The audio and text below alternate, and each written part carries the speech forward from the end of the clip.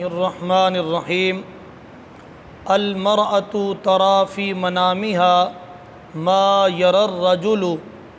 सय्यदी इमाम आज़म अलैहि रहमतुल्लाह ताला ने एक बाब का उन्वान ज़िक्र फरमाया कि अगर औरत भी वही देखे जो कि मर्द देखता है तो क्या इस सूरत में गुस्ल करना लाजिम होगा औरत पर या नहीं। रिवायत आप ज़िक्र करते हैं हज़रत हम्माद से, वो हज़रत इब्राहीम से, और वो कहते हैं कि हज़रत सैयदा उम्मे सुलैम हज़रत अबू तलहा की बीवी तशरीफ़ लाईं नबी करीम सल्लल्लाहु अलैहि वसल्लम की बारगाह में,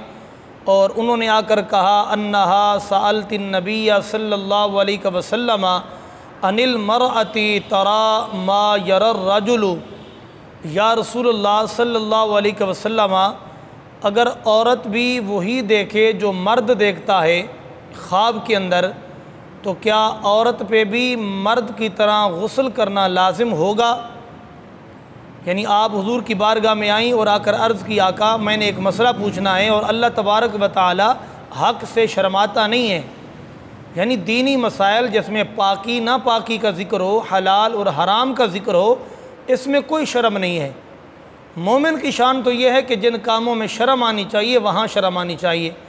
लेकिन ऐसा नहीं है कि जहाँ शर्म आना चाहिए वहाँ तो आदमी को शर्म ना आए, और जो पाकी ना पाकी हलाल व हराम के मसले पूछने और सीखने चाहिए यहाँ बंदे को शर्म आने लगे तो ये बात गलत है।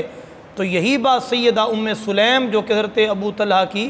बीवी हैं, उन्होंने यही बात कही, या रसूल अल्लाह, अल्लाह रब्बुल आलमीन हक़ से शर्माता नहीं है, लिहाजा मैंने ये मसला पूछना है कि अगर औरत भी ख्वाब के अंदर वही कैफियत पाए, वही कुछ देखे जो एक मर्द देखता है, तो क्या औरत पे भी मर्द की तरह गुस्ल करना लाजिम होगा। फ़क़ाल नबी सल्लल्लाहु अलैहि वसल्लम तग़तसिल, हुज़ूर ने फरमाया हाँ, औरत को भी चाहिए कि गुस्ल करे। यानी कि अगर ख्वाब के अंदर जिस तरह के मर्द ख्वाब में देखता है कि किसी के साथ वो खलवत कर रहा है, जिमा कर रहा है, और उसे एहतिलाम हो जाता है, आँख खुली तो उसने अपने जिस्म पर तरी को पाया कि वाकई मुझे एहतिलाम हुआ है, तो इस सूरत के अंदर उसको गुस्ल करना लाजिम है। इसी तरह अगर औरत को भी ख्वाब आ जाए,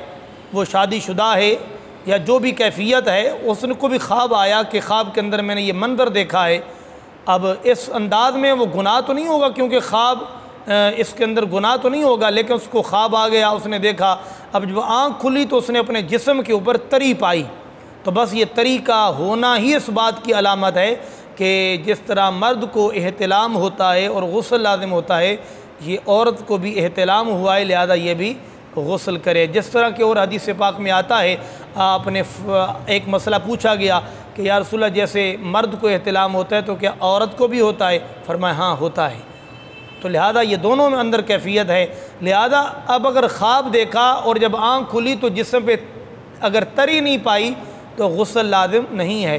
हालांकि ख्वाब उसे याद है, मर्द है या औरत है, कि मैंने ख्वाब देखा है, ख्वाब के अंदर तो मुझे इस तरह जो है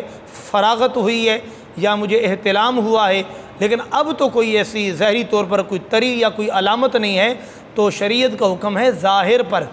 अगर आँख खुलने के बाद ज़ाहिरी जिस्म पर कोई तरी नहीं है तो फ़कत ख्वाब में वो मंज़र देखने से आप पे गुस्ल लाजिम नहीं है। इसी तरह अगर आपने ख्वाब में भी मंज़र देखा और आँख खुली तो जिस्म पर भी आपने तरी पाई, मर्द है या औरत है, तो उसको गुस्ल करना लाजिम है। इसी तरह या ख्वाब में तो कोई मंज़र नहीं देखा, लेकिन नींद से जब बेदार हुए तो देखा कि हमारे जिस्म पे तरी है, तो फिर भी उसे, क्योंकि ज़ाहिर वो इस बात की अलामत है कि आपको ख्वाब आया या नहीं आया, ये तरी है तो गोया कि आपको एहतिलाम हुआ है, आप इबादत का मामला बड़ा एहतियाती है तो आप गुस्ल कर लें। तो लिहाजा खुलासे कलाम ये हुआ कि जिस तरह मर्द को बाज़ औक़ात ख्वाब आते हैं और उसमें उसको इंज़ाल होता है और ज़ाहिरी तौर पर जब आँख खुलती है तो वो अलामात पाई जाएँ तो गुस्ल करना मर्द पे लाजिम है। अगर औरत को भी इस तरह ये मंज़र दिखाई दें और आँख खुलने के बाद अपने वजूद पर वो इस तरह की चीज़ पाए, तो जिस तरह मर्द पे गुस्ल करना लाजिम है, औरत पर भी लाजिम है।